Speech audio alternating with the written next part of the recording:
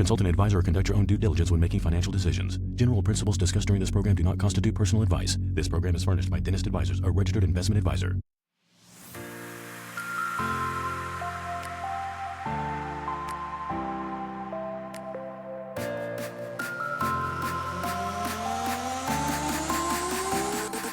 Welcome to the Dentist Money Show, where we help dentists make smart financial decisions. I'm your host. Some call me Sir Ryan Isaac, and I'm here with the Mountain Matt Mulcock. Good morning, Mountain. You got the mountains behind you, actually. I do have the mountains behind me. Well, sort of. It's like it's a view of like a hill. A hill. But theoretically, we moved offices and we upgraded, but we didn't upgrade to the one with the view. Yeah, so view or better marketing budget.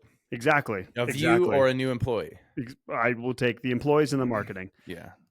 Should we share with the good people? Yeah. We are together but apart. It's really funny, actually. This just shows you like how easy podcasting has become. And yeah, we're 20 feet apart right now. Yeah, you're in the conference room. I'm in my office. Yeah, but it's just easier. Editing, capturing, it's just so much easier with good tech. Yep. Yeah, you came in, you and Christine Ewan, shout out, came in, which was great. I'm so glad you did. Yeah. We had a on-site, off-site yesterday, all day with our advice team. You can trick your team. Here's a little dental tip for this is actually a practice management tip. Tell your team you're going to do a really cool all-day off-site, and then when they get there, just say meet at the office, and then just be like, it's an on-site, off-site. That's exactly what we did. That's exactly what we did. We have a sweet conference room downstairs, though. Yeah, it's like really cool. Brought in lunch, and we had an all-day advice team on-site, off-site. And if you want to blame somebody, blame Taylor. Shout out Taylor Sutterfield. Oh, yeah, know him and love him. And we were planning the meeting out. We planned this for literally months, and to have this meeting. And we were talking about going somewhere fun and maybe going up to Park City or something. Really? Like, that was on the table? That was on the table. And Taylor goes, and it's a good point. He was like, I mean, if we're just going to work, like, why don't we just do it from the office? Like, if it's just about work. So he's like, if we're going to do something fun and an activity, let's go somewhere. He's such an activity guy. He's a huge activity guy. Yeah. But he's like, if we're just going to be sitting down, head down, grinding, talking office about our company, then let's just do it in the office. So I took his advice. It's fine. You listen to the people spoke. I say go offsite and have mimosas. Yeah. You know what I mean? Yeah. And then start working. Start working. So anyway. Well, also, last thing. Well, wait, hang on. Last thing. I didn't have a good segue either. Okay, perfect. We will segue this after. We'll just make it up. We're going to give a public shout out. She might cut this. Hope she doesn't. We've mentioned her before, but Michelle, you don't know her, but you love her. If you do know her, you love her.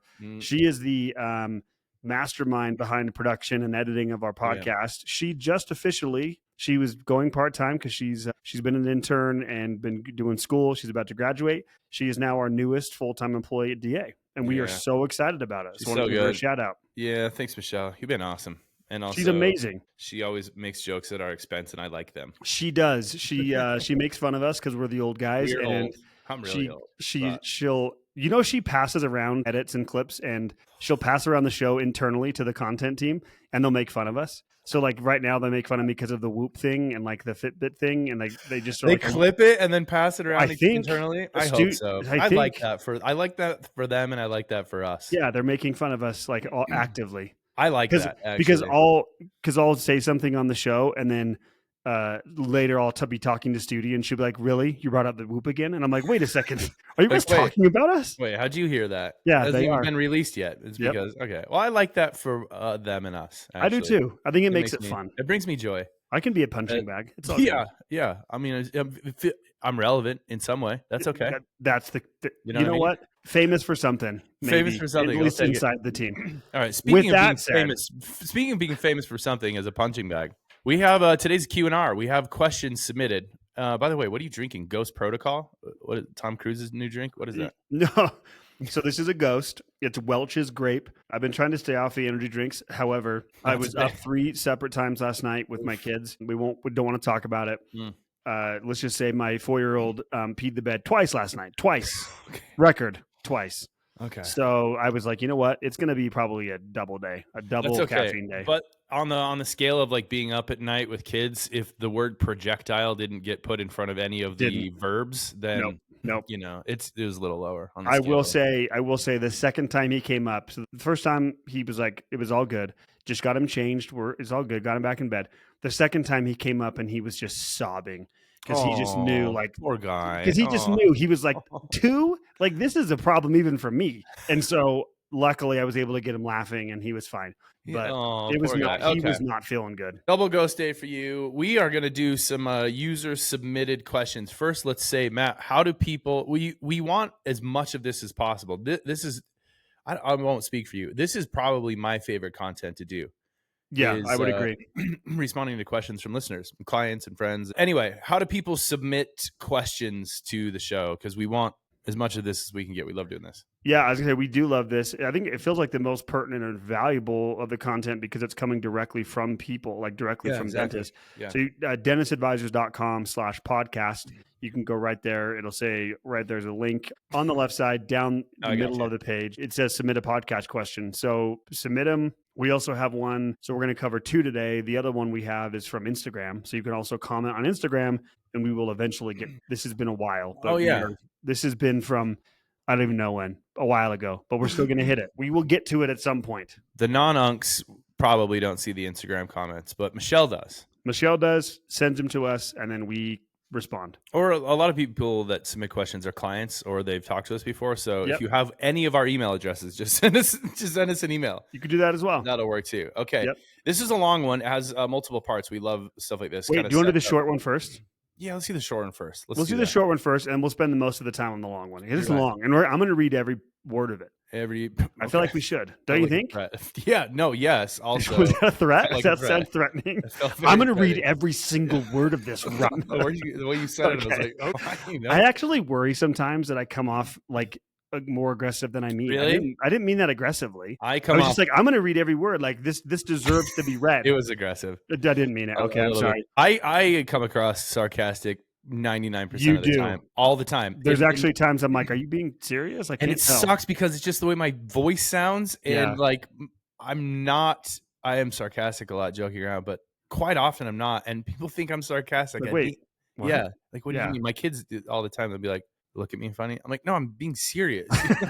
This is a compliment. I'm giving you a compliment right now. So I'm sitting here. People are like intimidated. Like, are you mad at me? I'm like, no, I'm just going to read this. Like I want to give it some. Just gonna read it. Whoa, bro. Okay. Calm down. You're over here making jokes and not making jokes because it's we go from a one line question to literally paragraphs. Right. So the first one is Ryan, what is the best way to finance a practice? Okay. That's the whole thing. You didn't send me that one. Oh, sorry. I just surprised. Yeah, well, there was no need to send that one. I had it locked and loaded. I was going to say, sentence. Do you want me to send it to you beforehand? What is the best way to finance a practice? I like this. We'll obviously talk about this a few different ways. So I guess let's talk about the possible ways to finance a practice. Is that what you're going to say first? It's like we've been doing this for a long time. That's what I was going to say. Yeah.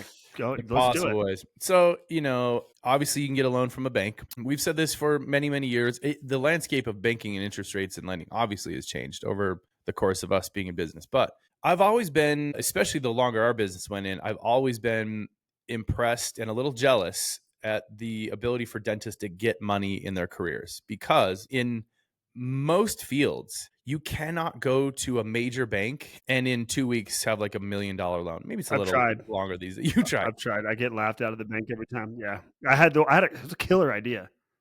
Yeah. So like my whole career, I've always watched dentistry and just thought, man, anytime you need equipment, you need more chairs, you need like a cooler office to work out of, another office, you want to buy a practice. It's very unique and rare to be in an industry where you can just literally go get money at the best rates, the best terms, fixed rates. And I mean, think about brand new students can come out of school with no experience and just pick up a 7-figure loan. A little harder than it used to be. I get that. Rates aren't what they used to be. But first and foremost, I know debt is annoying and we don't love to carry debt, especially dentists have so much of it. But it is a very rare and unique thing to be in an industry. So having said that, traditional banking, always a certain route. You have, I was going to say a little less used, family money. We have a lot of clients with like family loans. It's the best way to do it. It's kind of like the best way to own a boat is have a friend's boat. I think the best way to finance a practice is have a friend or family member finance it. Probably. Yeah. Just pay for it. Every client you have that has loans from family, how do they feel about it? What's the overall? It's not great. It's not all great. Jokes aside. I mean, I feel like there's always you were saying, debt is annoying. I think you're speaking to like the psychological or emotional cost of debt. Yep. I feel like that's higher generally when it comes to taking money from family or friends. More taxing. Even if you've got a better financing terms, like with a family member. Yeah. And often they do. They often do. Also be careful of that. If you go, you got to be careful of gift tax and all that, but that's for another day. But I don't know if people think often about the other cost of debt, which is that psychological and emotional debt. And I think probability wise, that tends to be higher. That tends to weigh on people more, at least what I've heard in my experience of like, man, I've got this debt from my dad. I just want to get rid of it, even though it's like 3% rate. 3%. I just don't want that hanging over me anymore. Yeah, even if the relationship's good. Yeah, it just feels off. But it's common. It's very, very common for people to have loans from families. And of course, there's seller financing when you buy a practice. So, Matt, do you want to talk about how that usually looks, or maybe why that this is pretty common. I think the two most common are the bank and then seller financing. So the seller, so let's say again, the older doc selling to the younger doc, there's various reasons why you would do this. We can cover that, but the seller financing is pretty straightforward where the seller, so again, the older doc is what we'd say carrying the note. So they are essentially the bank. And they are going to, so I'll say this, if you're going to do this, you might be out there thinking like, who would do this? We've seen it. No handshake deals here. This has to be legit. Amortization schedule, promissory note, all legit with an accountant, usually do it on a 10-year. And again, the buying doc would be just making payments to the seller, the older doc, just like a normal bank. So that's a seller financing deal. Again, there's various reasons to do this. There's pros and cons to this that we can cover. Maybe that's what we'll talk about. Yeah. Then maybe probably the least common scenario is probably just paying cash for it yourself. Do you ever see that? I don't. Very rarely. I actually just did meet someone the other day who has done they're on their third practice, and the first two I was going to say. Yeah. Okay. Oh, first very two. Rare. First two. Whoa. Yeah, very, very rare. I mean, because what that means is you have to be sitting on a lot of cash early in your career, which is just rare for most people. Yeah. So those are the ways. Like you said, there's a combo of all these things, and the landscape is different. Lending is different. People coming out of school have their student loan balances are so much higher, and many practices these days, they're just becoming worth more money. A lot of practices are bigger groups. They're multi-specialty, they're multi-location. So the buy-ins are higher dollar amounts. The buyers already have tons of debt coming into it. So sometimes it's necessary these days to get a combo of some of these things. Because sometimes banks won't give you the full. I mean, if you're buying into a practice that's worth, $5, $7, $10+ million, which is not uncommon these days, and you're buying in a share, 20%, 25%, whatever. Yeah, sometimes the banks won't give you the money right away. So there's another category here that we'd call, the technical term would be kind of non-qualified deferred compensation packages. So this is basically where this is becoming, I'm having a lot more conversations around this, Ryan, really? To your point. Oh, okay. Yeah.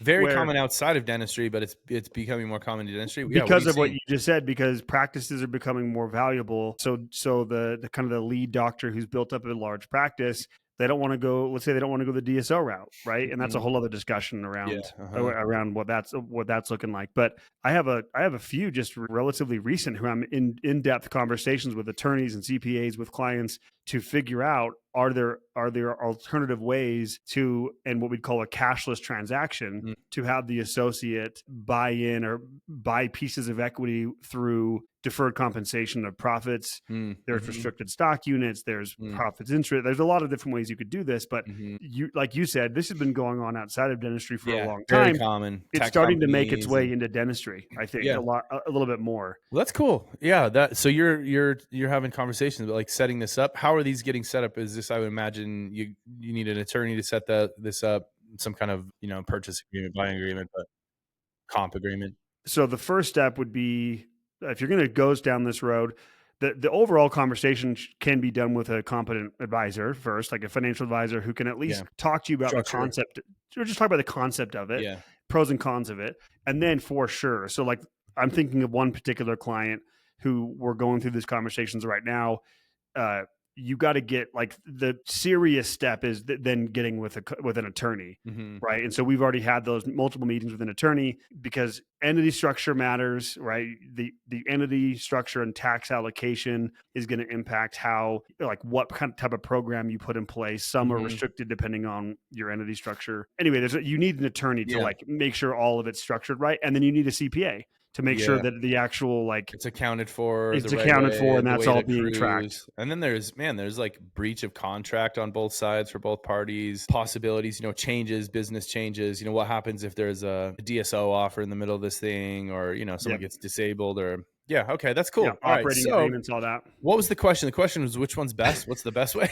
Look, we're thorough, like we care. We were like, this is a one-line question, but we thoroughly responded to this. This is what is the best way to finance a practice was the question. By the way, shout out to Dentist on Demand is who posted this. Okay. So what is the best way to finance a practice? We just covered all I think the kind of the big ways, the possible ways. I don't know if there's any more. What's the best way? I'll respond. For my response to the best way is whatever is going to be the most efficient way, the most efficient and sustainable way to get you into ownership the soonest. I think if that's the goal, then you want to be able to like start that path as soon as you can, and you want it to be efficient. And by efficient, I mean, and sustainable, I just mean like, not some payment plan to a, in-law that's, they're like, I don't know, pay us like whatever you can for the next 12 months, then we'll settle up in a year. Like don't do that, or like you said, if you're going to have an agreement with a seller, then make it legit, involve an attorney, an accountant, just make sure everything is very, very clear. Even if it's your best friend, even if it's your parent, it's your mom who's selling you her share of the practice, and you love mom, it's fine.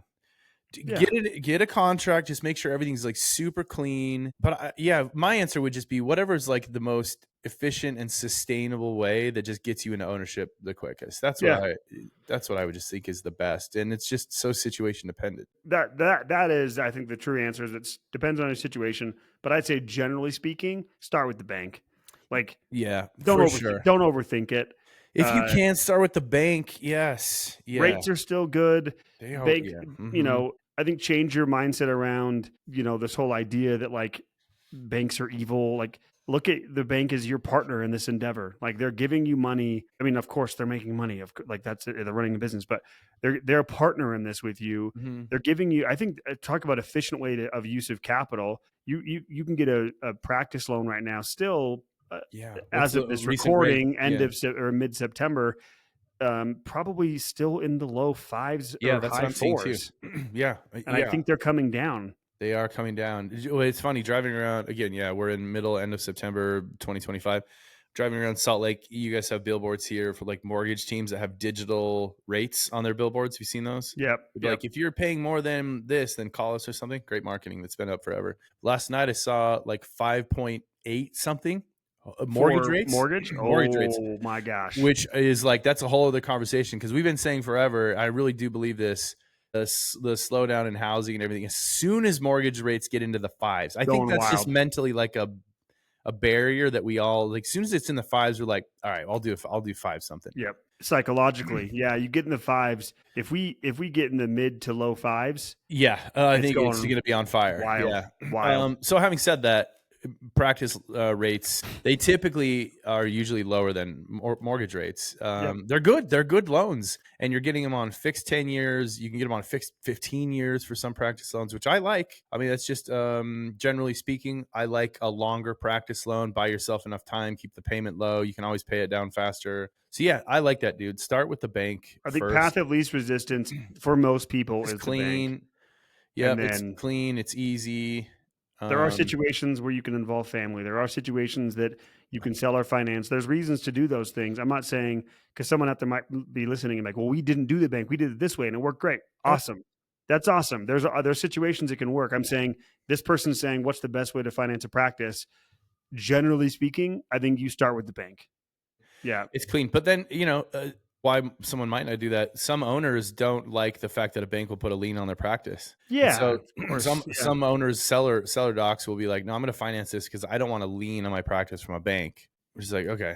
Sure. And then sometimes there's real estate involved, which makes the multiple loans difference. Yeah, I like that. Yeah, it can get messy for sure. More And complex. again, there's reasons to do, again, seller finance or whatever. Or again, coming back to this idea, if you're a buyer, you're trying to buy a portion of a practice that's doing $7 million in collections and a bank's just like, you've capped out, like you're trying to buy a portion and it gets confusing or complicated. Yeah, like maybe you want to do some type of, again, cashless transaction, buy portions of equity with some type of stock equity program. Mm-hmm. But again, start with the bank, and then if your situation calls for it, then you can get creative. There's a lot of different ways to do it. Yeah, involve an advisor, involve a CPA, an attorney where necessary, and do your due diligence. Isn't that in our fine print? The guy who talks at the beginning of our episode. Yeah, shout out to that guy. I wish he had a name. I mean, he's got a name. I just wish probably Bill. He sounds like a Bill. Yeah, or Gary. I was gonna say Carrie.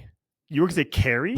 Yeah, he sounds like a Carrie. I was gonna say Gary. I know you did say Gary. Okay, so we're on the same wavelength. Yeah, I mean we're 20 feet apart. I threatened you earlier to read this. We appreciate you, Andrew. This is awesome. He starts off with, "Hi there, long-time listener, first-time caller." Yeah, I like that. That's kind of awesome. Good. Yeah, we grew up in those days of like radio shows when people would say that. Exactly.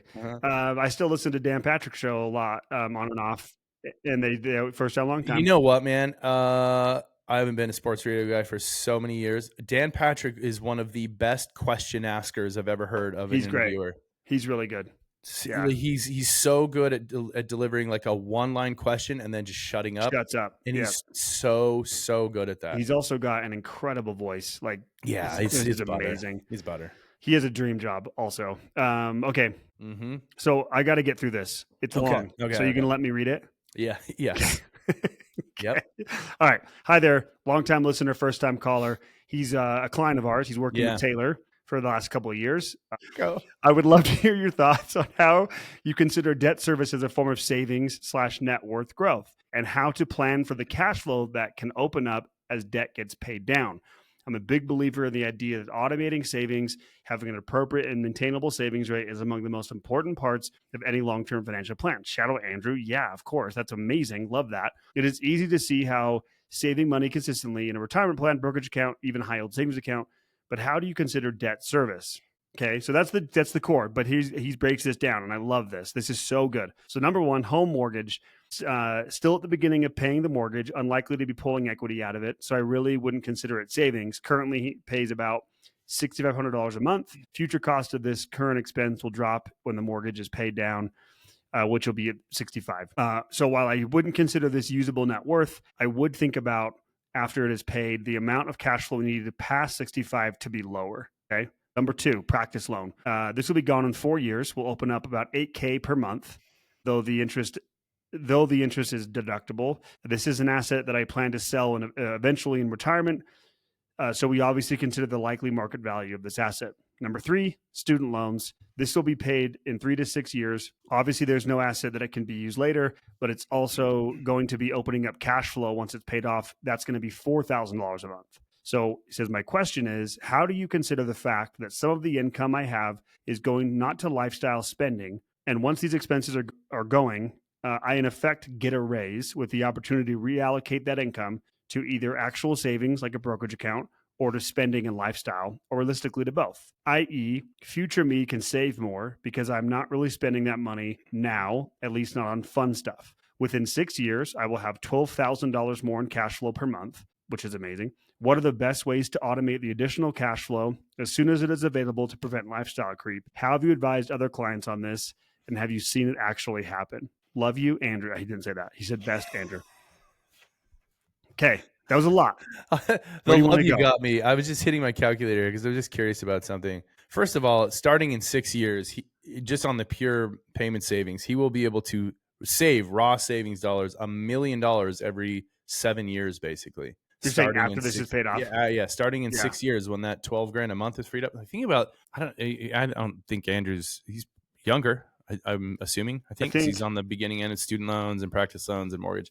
Just think about the power of how nice that is. Now it's likely that his practice will need some improvements or additional investment through loans, most efficient way to do it in a practice in the future. But starting in, 6 years, this guy will have the power to say, like, have a mass $1 million every 7 years just for pure savings. No, not even counting growth. So that on itself is just so cool. So here's what I hear the question saying. I hear the question being, debt, a lot of the debt that we dentists carry is going towards things we've invested in. We've invested in ourselves professionally, in our career and student loans. We invest in our practices. The homes, although he says he doesn't consider that a usable asset. You can tell he's a listener. Yeah, he's a listener, and he's a good kind of an awesome advisor. He's just got a good mindset. Good vibe. Good vibes here.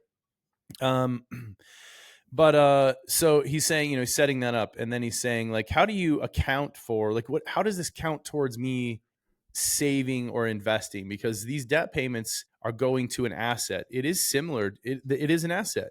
These debt payments are going to an asset. And then how do you account for the fact that when these are gone, this new cash flow adds to my cash flow, which adds to my net worth? So it's kind of just a question of, like, how do you conceptually think about or track debt payments as a form of net worth building and savings rate? That's kind of how I hear it. Yeah. What do you hear in all this, or what other questions do you hear in this? Yeah. So again, first of all, I just truly appreciate Andrew in this question. And you can tell as he's going through this that he is a long time listener, just the way he's framing things, which is super cool. Honestly, it's super cool to see this. And I'm honestly very happy he has Taylor, because I'm sure Taylor has gone through this with him and helped him with this. Yeah. But I think really, really thoughtful question around thinking about cash flow.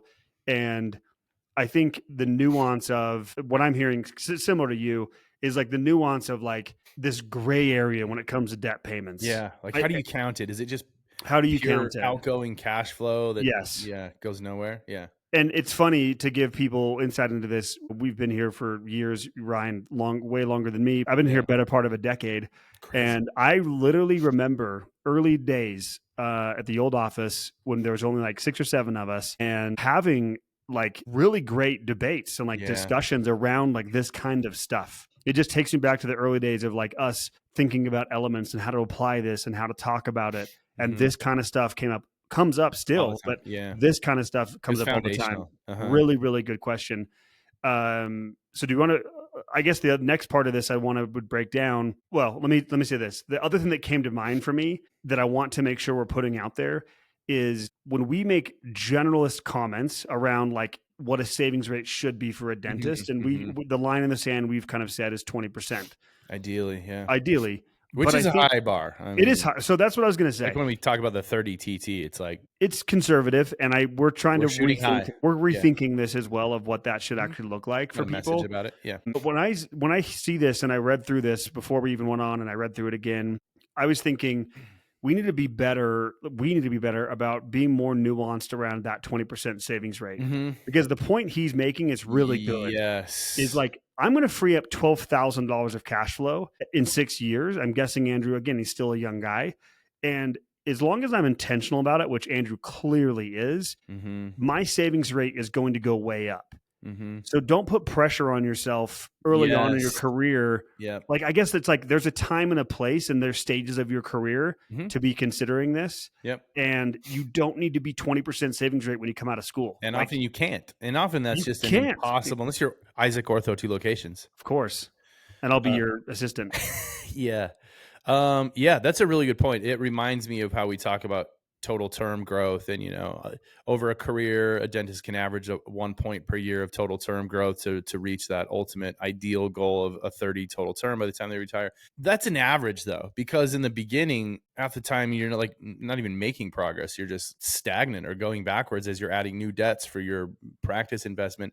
And over time, it does catch up because your savings rate's going to blow through the roof as soon as that payment's done, which begs the question. And then that's what I hear him asking is, well, isn't this savings right now then? Yeah, that's what I was going to get to. Yeah. Okay. So maybe let's talk about the frame of reference for what this feels like. Like how, if that's a good place to start, how does debt repayment feel to you in terms of, is this investing? Is this net worth building? Is this considered savings rate? Or how do we count the fact that I'm doing all this stuff as part of, like, where do we capture that? Where are we seeing how do you want to talk about that? Yeah. So I guess taking a step back, we look at the middle row of our operating system, as elements. So I guess, again, taking a step back, there's only 4 places your money can go, right? You can save it, you can spend it, it goes towards debt or it goes towards taxes. I think the first part of this, the first layer of this question is when we talk about your normal debt payments. So you got a practice loan, you've got a mortgage, you've got a student loan payment. Yeah. Those are required payments. Those are not savings. Nope. That's just clean and easy. Like those are required payments. You can't without selling the asset, you can't just stop making payments. You can't. They'll foreclose. Like you can't do that. So that to me is like the easy measuring stick of like, is this debt or is this savings? Now, one other part of this is if you're making extra payments that you've chosen to make payments to accelerate that debt payoff, I would consider that savings. Yeah. And that's easy to track too. Easy. Yeah. It's optional and it's easy to track because some savings rate items are easy to track. The money goes into a 401k, a brokerage, automatic savings, extra debt payments you're choosing to make. It's a little more vague and ambiguous when you're like, I don't know, I think about $3 to $5 grand piles up in the business account, but then sometimes I'll spend a chunk of that or sometimes I'll eventually move it up. A little harder to track. Yeah. So there's just items that are easy to track and harder, but yeah, extra debt payments easy. And I see where he's coming from. I do. Totally. And I think a lot of dentists think this, where good question. There's a difference in saying, is this savings because the debt pay down is increasing my net worth? Yeah, it is. Like debt pay down increases your net worth, which actually can increase your total term. No question. Yep. But that doesn't mean it's savings. Like there's a difference there. Just like a business can finance a new project with using debt or selling equity. 2 very different things, even if it leads to the same result, accomplishing the same thing. This makes me reflect on one of the measuring sticks that we publish for our clients every quarter, which is our quarterly net worth progress report. It's basically like back to school night for your net worth. Like little report back card. To school night today, dude. I'm going with my daughter. Like we're tuned in here. We are. The more ghosts you drink, the more like vibes your brain sends off into the conference room. Yeah. Every quarter we're sending out a report card of your net worth to basically show quarter over quarter over quarter how it's changing and why, more importantly. So is it changing? Is it changing because of the raw amount of dollars that you're saving? Is it changing because of growth in your investment accounts, valuations of real estate or businesses, or debt reduction? There might be another one. Those are the main ways that your net worth grows. And so when we report on these, that's what this makes me think of too, is net worth and tracking net worth and the progress of net worth is where we capture all of the things that are coming into this big pile, whether it's debt reduction or savings or growth on your investments or assets. That's where it's captured. So even if it's a little bit harder to measure a debt payment as an exact savings rate, unless of course it's extra debt payments, it's captured in your net worth growth if you're tracking it, if you have a way to like view it. But that's how I think about it. I don't know if that resonates. I do too. I think as you say that, I'm sitting here thinking, as again thinking about his question, there's 2 parts of this, right? There's the inputs that he's talking about. So the inputs, I think of, again, that cash flow row being cash can be inputted into debt, savings, spending, or taxes. What is the output? The output is the bottom row. That's the assets. So again, debt pay down can have a similar result as savings, which is like increasing business equity, let's say, increasing housing equity, increasing overall net worth. But that doesn't mean it would be placed in the same input section of your cash flow. So to the core of his question is like, how do you think of debt versus savings? Debt payments are not savings. Very different, unless it's extra debt payments, right? That you're using extra cash flow with. I think the other part of this that I think is maybe worth talking about is, which is why I loved he did this. He separated out home mortgage from practice loan. 2 different types of assets. Loan. 3 different types of assets. Yeah, and I loved what he said. And again, you can tell he's been listening to us for a long time. So number one is when he talks about home mortgage, uses the term usable net worth, which I love that, because we would not consider home mortgage, your home. When we say usable net worth, we're saying you wouldn't use that in retirement. You need a place to live. You're not going to sell your home. Place you're going to go get money when you need to live. Exactly. Now, versus how that is the practice loan versus the student loan. Yeah, I was going to say, how many older clients are going to face a situation where we got to tap into home equity though? On our balance sheet. I think some. Yeah. Very, very possible. So, I just would never be banking on that. Wouldn't bank on it. Wouldn't consider it usable. And it's a really good point. Great distinction. Anything else you'd say about the differences of like the loans or anything else we've covered? I think that's great. He made the distinction the best. He really the did. assets, and then what's the difference between categorizing something as a savings item versus a net worth grower? So that's great. Yep. Yeah, I think it's really clear. The last thing that I thought of when I was going through this question is he mentions this at the end around, again, such a thoughtful question when he talks about, I'm not really spending this money on fun stuff or like lifestyle spending. Yes. So how does this impact like the spending bucket of that cash flow element row? Yeah. And I was thinking like, Andrew's going to be successful. You can just tell because he's thinking about this already. Yeah. But how many dentists are not? Meaning they're not even thinking about savings now or any of this stuff because they're like, oh, it's fine. These loans will be paid off and like I'll save then. Yep. Versus again, being thoughtful and intentional and saying like, okay, these loans are being paid off. I got to be thinking about how to allocate these funds in the future. Yep. Just I thought such an insightful point he made. Yeah. The thing that stands out to me is that Andrew's very organized, which if he's with Taylor, of course, he's very organized. Of course he is. Yep. Because that's really what's happening with someone who's not Andrew. Is Andrew's still dealing with all the stuff, practice ownership and P&Ls and marketing and team and leadership and stuff breaking and, whatever. But Andrew's organized to the point where he can see what's coming and he can make plans and he can formulate strategy around it. What happens with people who are not Andrew is just a lack of organization, the busyness and the overwhelm of so much stuff going on as a practice owner and just everyday life catches up to the point where it's not being tracked. It's not being thought about. And it is easy to just be so overwhelmed with everything. Just be like, I don't know, one day the stuff will be paid off and then I'll save enough money. But Andrew's bringing up a point which will happen, which is like during this time when there's basically almost 150 grand a year of payments going out the door, he's sacrificing something, either his savings rate or his spending, his ability to have like a little bit better lifestyle. He will spend more money when those loans are done. And I think he should. I was just going to say that. Okay. No, he should. I think he should. Yep. And the beauty of being in the position he's in where he's clearly very organized and thinking about this ahead of time is that he will have the ability with his advisor and maybe working with his CPA team and everything just to make sure taxes are taken care of and thought about the right way. He'll have the opportunity to do both, to save a chunk of this money so that he is able to have work optional when he wants to, and also increase his lifestyle. That's the benefit of waiting and being patient and staying organized, getting organized early in your career, having accountability and a plan earlier in your career versus waiting till later. Because a lot of people are like, I don't know, I just have payments and and then they wait until everything like hits and then they try to get organized and make a plan. So he's starting early. And the benefit of that is he'll get to that point when the money's freed up and not only can he spend it, but he'll be able to still save enough of that too. And enough will be quantifiable. All this will be quantifiable. It won't be a feeling.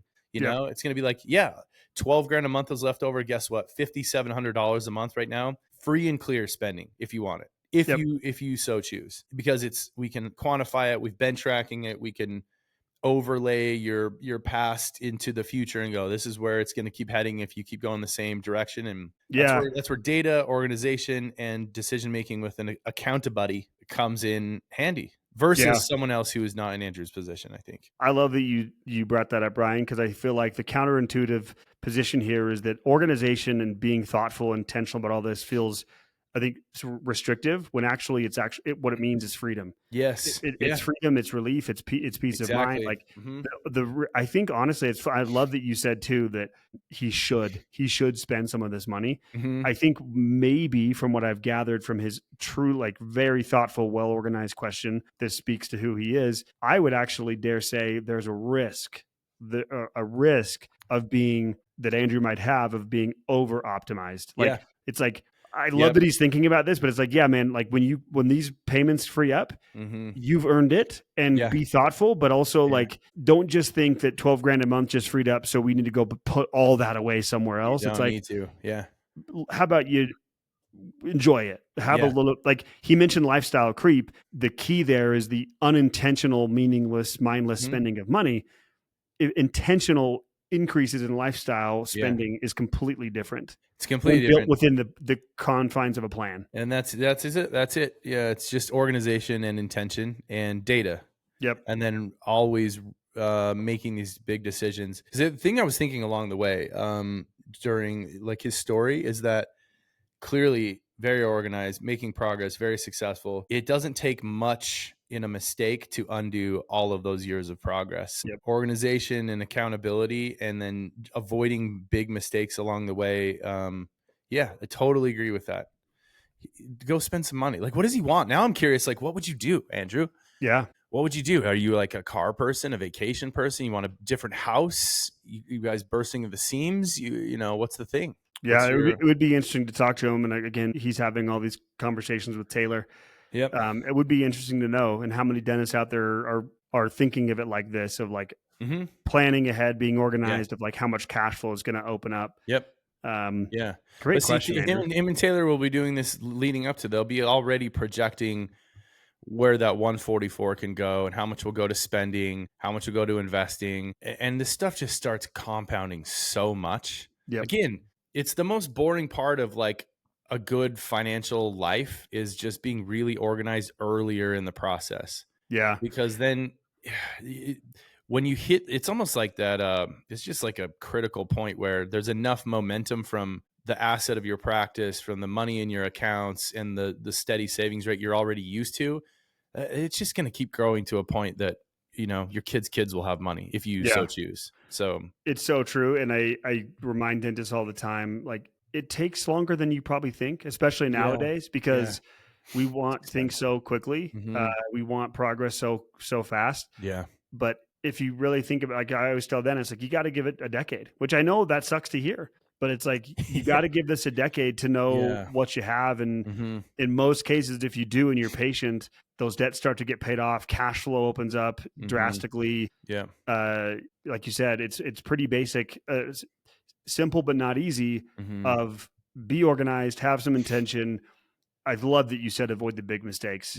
Like, doesn't take many to wipe out all that progress, man. Yeah. That's just a principle of life. It's like, avoid the big mistakes. Yeah, that's true. Hey, it's funny what you just said too, a whole other subject, but it's the relativity of having to be patient. Like, give it a decade seems insane these days, but I was just thinking, like, I think most people's grandparents took a Hawaiian vacation in their like early 60s for the first time. You know, it was like the golden vacation when retirement's approaching, and they just went camping all the other years before that. Now, if you're not traveling internationally 3 times a year, it's like, are you even living? Our expectations they're just so vastly different than generations before us. We have different opportunities, but also I'm not so sure I think we're blowing some money. Yeah. Yes.